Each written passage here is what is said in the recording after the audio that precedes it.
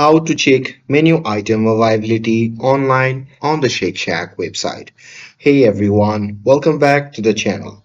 So if you want to know if your favorite Shack items is available, well in today's video I'll show you how to check menu item availability online on the Shake Shack website.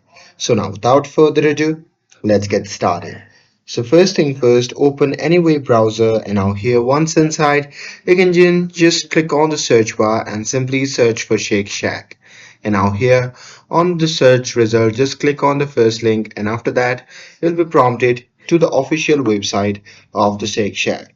Now here, once you are on this website, you can just click on location and after that you simply have to type your city or zip and select the shack nearest you and the menu will update to that specific location. So there you can browse the menu section like burgers, fries, shakes, or search for a specific item, and if it's a seasonal or regional item it only appears here when that shack carries it.